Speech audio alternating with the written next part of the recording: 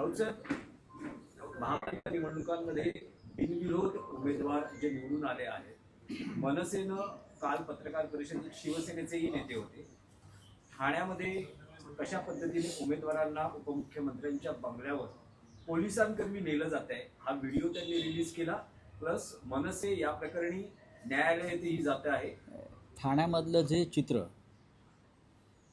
किंवा व्हिडिओ काल मनसेचे ठाण्यातले नेते अविनाश जाधव, शिवसेनेचे नेते राजन विचारे यांनी समोर आणला तो अत्यंत गंभीर आहे.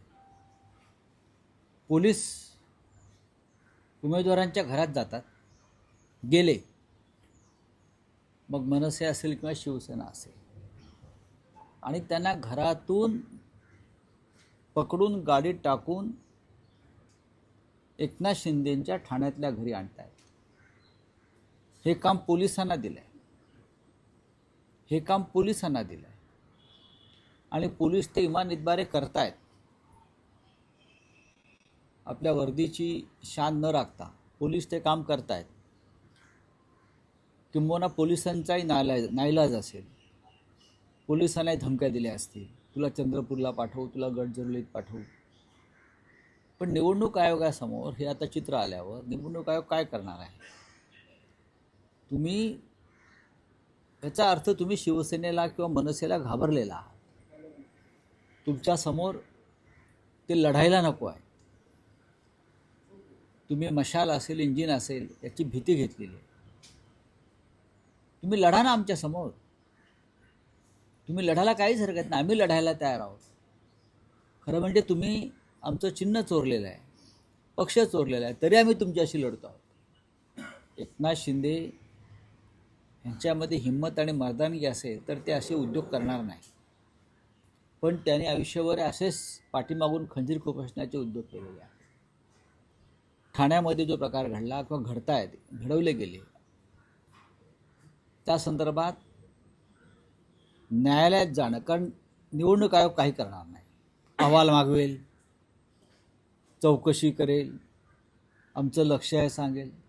न्यायालयात जाणं हा एकमेव मार्ग त्याच्यासमोर आहे आणि न्यायालयात जर कोणी जात असेल तर त्याचं स्वागत केलं पाहिजे. लोकांच्या मनामध्ये मोठा रोष असतो का? चीड आहे, चीड आहे. लोकांच्या मनात चीड आहे आणि ती चीड तुम्हाला मतपेटीतून दिसेल. तुम्हाला वाटत असेल अशा प्रकारे उमेदवार पळवल्याने, मताला 10,000 15,000 वाटल्याने मुंबई ठाण्यातल्या मतदारांवर फरक पडेल, तर तो भ्रम आहे. जे विधानसभेला लोकसभेला झालं ते महापालिकेत होणार नाही याची मला खात्री आहे.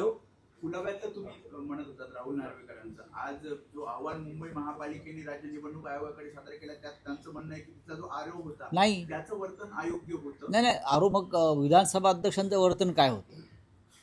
आरोवरती विधानसभा अध्यक्षांचा दबाव होता, हे अहवालात का आलं नाही? विधानसभा अध्यक्षांनी अशा प्रकारे रांगेत उभं राहून समोरच्या उमेदवारांना धमक्या दिलेल्या आहेत, ते अहवालात का आलं नाही? हरिभाऊ राठोड यांची तक्रार आहे, मनसेचे उमेदवार बबन महाडिक यांची तक्रार आहे. हे जे व्हिडिओ समोर आले त्याला विधानसभा अध्यक्ष सरळ सरळ धमक्या देत आहेत, दबाव आणत आहेत. पोलीस कमिशनरला फोन करून राठोडांची सुरक्षा काढण्याची धमकी देत आहेत. हे अहवालामध्ये का आलं नाही? विधानसभा अध्यक्षांना वाचवलं जाते अधिकाऱ्यांवर. विधान बघा, जसं पार्थ पवार प्रकरणामध्ये तहसीलदारांना अडकवून पार्थ पवार आणि त्यांच्या नातेवाईकांना वाचवलं, काय ते मुंडवा जमीन प्रकरणात पार्थ पवारला कुठे अटक झाली?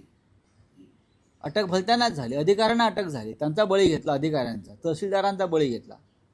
तसा इथे आरोचा बळी घेतला जाईल. नाही, पण त्यात निवडणूक आयोगाचं असं म्हणणं आहे की उमेदवार जे इच्छुक होते उमेदवारी अर्ज भरण्यासाठी त्यांच्याकडून पैसे घेतले, रिसीट दिल्या त्यांना दिली गेली, तर अशा वेळेस ती कार्यवाही होणं, ती कार्यवाही होऊ नये, ती कार्यवाही होऊ नये म्हणूनच विधानसभा अध्यक्ष तिथे येऊन उभे राहिले. अशा प्रकारे त्यांचे अर्ज रोखले जावेत, त्यासाठी विधानसभेचे अध्यक्ष तिथे उभे राहून दहशत आणि धमक्यांचं वातावरण निर्माण करत होते. स्पष्ट दिसत आहे. तुम्ही कोणाची बाजू घेताय? तुम्ही गुन्हेगारांची बाजू घेऊ नका. हे व्हाईट कॉलर क्रिमिनल आहे सगळे. आणि त्यांना कायद्याचं ज्ञान असल्यामुळे त्या कायद्याच्या ज्ञानाचा वापर राजकीय गुन्हेगारीसाठी करतायत. यंदा प्रचारामध्ये उद्धव ठाकरे हे सभांपेक्षा शाखा भेटीने जास्त भर देत आहे का? कारण की सभा ज्या आहेत त्या तूप धडधायच्या, मात्र आता यंदा शाखा भेटी जास्त नाही, शाखा भेटी ही सुद्धा एक सभा. त्या कालचा तुम्ही जर शाखा भेटी पाहिल्या असतील तर प्रत्येक शाखेच्या बाहेर एक सभा झाली आहे. प्रत्येक शाखेच्या बाहेर मोठ्या प्रमाणात शिवसैनिक, मनसेचे कार्यकर्ते, मतदार, जनता ही मोठ्या संख्येनं उभे राहिला. तिथे उद्धव साहेबांनी एक सभाच घेतली आहे. प्रत्येक ठिकाणी अनेक सभा होत आहेत त्या प्रकारे. बरं, हां, तर उद्धव ठाकरे शाखांना भेटी देत आहेत. आज उद्धव ठाकरे, राज ठाकरे संयुक्तपणे शिवडीतल्या शाखांना भेटी देणार आहेत. अशा वेळेस एक आणखी प्रकार समोर येतोय की दोन्ही पक्षातले समोरासमोर जे बंडखोर आहे ते अजूनही काही प्रभागांमध्ये कायम आहे आणि याचा फटका ठाकरे बंधू युतीला या निवडणुकीत बसेल असं वाटत नाही का? त्याच्यावर अजूनही कारवाई झालेली नाही. एक लक्षात घ्या की बंडखोरांवर कारवाई होईल, काही कारवाया झालेल्या आहेत, पण आम्हाला पूर्ण खात्री आहे या वेळेला कोणत्याही शिवसेना किंवा मनसेच्या बंडखोराला लोक मतदान करणार नाही. लोकांनी ठरवलं आहे की ठाकरे बंधूंचे जे उमेदवार आहेत त्यांना मतदान करायचे. मतदार गद्दारी करणार नाही. जरी काही बंडखोरांनी स्वतःला बंडखोर समजून घेतलं असं तरी ते गद्दार. निष्ठा वगैरे बघा, अनेकदा राजकारणामध्ये किंवा निवडणुकीच्या राजकारणामध्ये अशा घडामोडी घडतात की एकापेक्षा जास्त उमेदवार असले आणि ते त्याच मेरिटचे असले तर उमेदवार एकालाच मिळतो. याचा अर्थ ते 3 उमेदवार, उरलेले 4 उमेदवार हे कमी क्षमतेचे आहेत असं होत नाही, पण उमेदवार एकाला मिळतो. तसं झालं आहे. पण तुम्ही अशा वेळेला पक्षाबरोबर राहणं या संकट काळात याआधी राहिलेला आहात, तुम्ही राहायला पाहिजे. पण राऊतसाहेब, या आधीचा अनुभव असा आहे, बंडखोर त्यांची उमेदवारी कायम ठेवतात आणि काही प्रभागांमध्ये बंडखोर निवडून येतात. भले कारवाई झाली तरी त्यांना पक्षात परत घेतलं जातं. तर यावेळेस असं हे मी आता सांगत नाही, पण मला पूर्ण खात्री आहे की या वेळेला मराठी जनता बंडखोरांना मतदान करणार नाही. संयुक्त सभा तुम्ही म्हटलं होतं की होती, आजची तारीख देखील दिली होती, परंतु पुढे ढकलल्या जात आहेत संयुक्त सभा दोन्ही ठाकरे बंधूंची. एकच सभा होणार. नाही, एकच सभा होईल शिवतीर्थावर. इतर सभांना शक्ती लावण्यापेक्षा कार्यकर्ते प्रचारात गुंतलेले असतात. ही निवडणूक वेगळ्या प्रकारच्या लोकांपर्यंत पोहोचणं गरजेचं आहे. त्याच्यामुळे माननीय उद्धवजी आणि माननीय रावसाहेब यांनी कालही शिवसेना भवनात त्यावर चर्चा केली आणि त्यानंतर या निर्णयापर्यंत आम्ही आलो की एकच सभा दणदणीत ही शिवतीर्थावरच घ्यावी, ते योग्य ठरेल. मुंबई बाहेरचं काय सुरू? मुंबईबाहेर ठाण्यात एक सभा होईल, कल्याण डोंबिवलीमध्ये संदर्भात चर्चा सुरू आहे, नाशिकला होईल, संभाजीनगरला स्वतः उद्धवजी करतील, नाशिकला संयुक्त सभा होईल. राऊतसाहेब, याआधी बघितलं तर आचारसंहितेत नामफलक किंवा श्रेयांचे फलक झाकले जात होते आणि आचारसंहितेचे काही नियम होते. पण यंदा एका बातमीत, वृत्तपत्राने एक बातमी दिली आहे की कुलाब्यात जो बाळासाहेबांचा पुतळा आहे तो हिरव्या पडद्यांनी झाकला गेलेला आहे. तर बाळासाहेबांचा धाक आजही कायम आहे. बाळासाहेबांची भीती ही देवेंद्र फडणवीस, एकनाथ शिंदे यांच्या मनामध्ये जी बसलेली आहे, ते भले काही बोलत असतील हो, हिंदू हृदय सम्राटांचा विचार, आचार, पण मुळात तुम्ही त्यांची जी भीती मनात तुमच्या आहे त्यातून हे तुम्ही बाळासाहेब ठाकरे यांचं बघा. बाळासाहेब ठाकरे हे राष्ट्रपुरुष आहेत. ते आता काही एका राजकीय पक्षाचे नेते राहिलेले नाहीत ना. त्यांना तुम्ही राष्ट्रपुरुषाचा दर्जा दिल्यावर तुम्ही गांधींचा पुतळा झाकलाय का? मग मुंबईमध्ये अटल बिहारी वाजपेयींचे पुतळे आहेत, झाका ना. मुंबईमध्ये अटलजींचे अनेक त्यांच्या नावानं संस्था आहेत आणि त्यांचे पुतळे आहेत काही ठिकाणी. मग तुम्ही त्यांचे पुतळे का नाही झाकलेत अटलजींचे, आणि फक्त बाळासाहेब ठाकरेंचाच पुतळा का कव्हर केला किंवा झाकला? याचं उत्तर कोण देणार? तुम्ही बाळासाहेब ठाकरेंच्या नावानं अजूनही मतं मागताय ना, तुमची लायकी नसताना, चोरलेल्या पक्षाच्या नावावर. मग बाळासाहेबांचा तुम्ही पुतळा झाकताय, पण निवडणूक आयोग इतका मूर्ख आहे की बाळासाहेबांचे फोटो आम्ही पाठे बॅनरवर लावतो आहे. प्रत्येकजण ते चोरलेला शिवसेनावाले लावत आहेत, भाजपवाले लावत आहेत. ते कसे झाकणार तुम्ही? एक पुतळा झाकून काय होणार आहे? इतका मूर्ख आयोग आम्ही आयुष्यात नाही पाहिला. ज्या पद्धतीचा आयोगाचा मूर्खपणा आहे की बाळासाहेबांचा पुतळा झाकलेला आहे सत्य असेल. आज वृत्तपत्रात त्या संदर्भात एक चित्र आलेलं आहे. मग अटल बिहारी वाजपेयींचा झाकलात का? महात्मा गांधींचा झाकलात का? टिळकसुद्धा काँग्रेसचे अध्यक्ष होते एकेकाळी, त्यांचा झाकलात का? सांगा ना, कोणाचे झाकले आणि बाळासाहेबांचेच का झाकले? याचं उत्तर द्यावं लागेल. आणखी एक आहे, संदर्भात दोन प्रश्न आहेत. देवेंद्र फडणवीस काल मुंबईतील सभेत असं म्हटले ठाकरे बंधूंच्या युती संदर्भात की कॅमेरामॅन आणि कार्टुनिस्टची युती म्हणजेच करप्शन आणि कन्फ्युजन यांची युती असल्याचा त्यांनी अडवाणी बरोबर गौतम अडाणी बरोबर युती करण्यापेक्षा दोन कलाकार एकत्र आहेत. बाळासाहेब ठाकरे व्यंगचित्रकार होते ना, मग तुम्ही त्यांना तेच म्हणाल का? बाळासाहेबांची युती ही एक कार्टुनिस्ट आणि अटल बिहारी कवी होते, एका कवीची युती होती. त्याच्यावरती काय म्हणणं आहे मिस्टर फडणवीसांचं? सांगा ना मला. तुमच्याकडे कोणतीही कला नाही भ्रष्टाचाराशिवाय आणि झुंडशाहीशिवाय. कोणत्या कलेमध्ये हे अवगत आहेत का? मला सांगा ना. कोणत्या? एकनाथ शिंदे काल साहित्य संमेलनात भाषण करत होते. मला हसायला झालं. डेप्युटी सीएम एकनाथ शिंदे, मुख्यमंत्र्यांना आमंत्रण असायला पाहिजे, ते राज्याचे प्रमुख आहेत.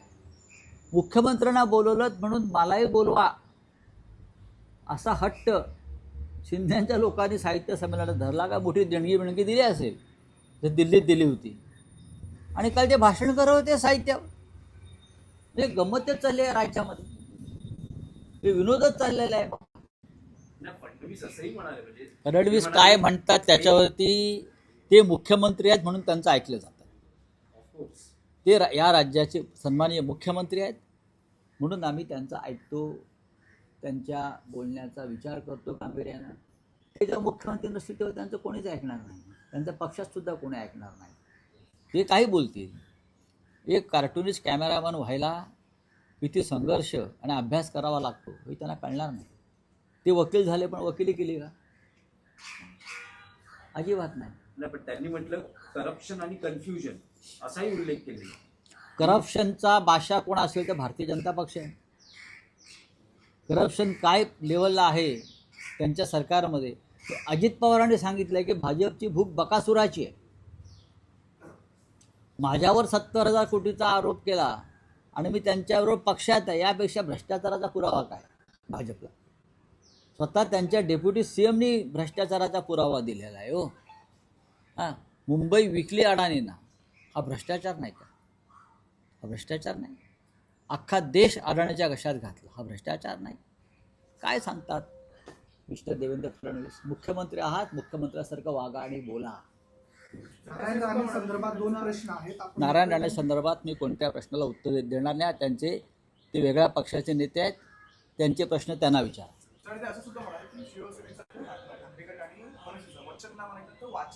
असेल ना वाचननामा. आमची वाचन संस्कृती आहे ना. आम्ही सुशिक्षित लोक आहोत. तुमच्या पक्षातल्या लोकांना लिहिता वाचता येत नाही आणि साहित्य संमेलनात जाऊन भाषणं करताय. काय सांगताय तुम्ही? आहे ना, काय ते बोलतील ते आहे. पण तुम्ही वचननामा आमचा वाचलाय, किती ताकदीचा आहे तो फडणवीसांनी, म्हणून त्यांना बोलावं लागतं.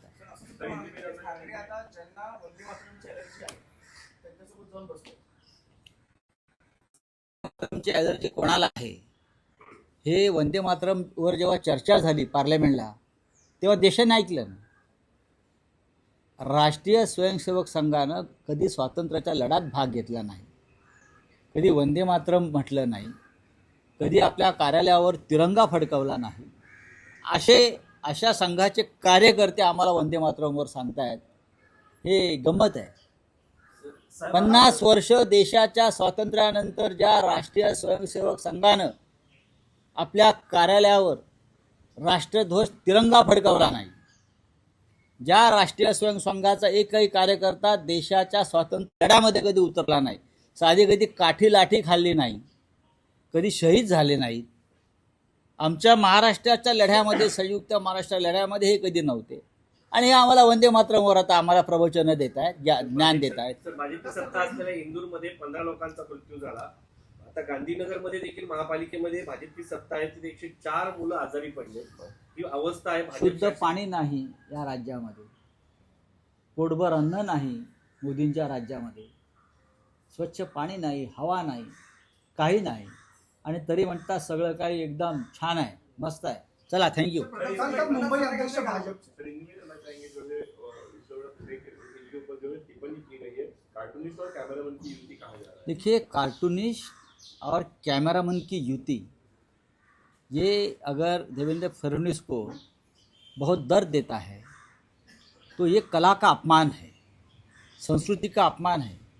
एक कार्टूनिस्ट जो राज ठाकरे जी है, एक कार्टूनिस्ट होना आसान बात नहीं. बाला साहब ठाकरे भी कार्टूनिस्ट रहे, आर.के. लक्ष्मण रहे, हाँ, बहुत बड़े बड़े कार्टूनिस्ट इस देश में और विश्व में हुए हैं.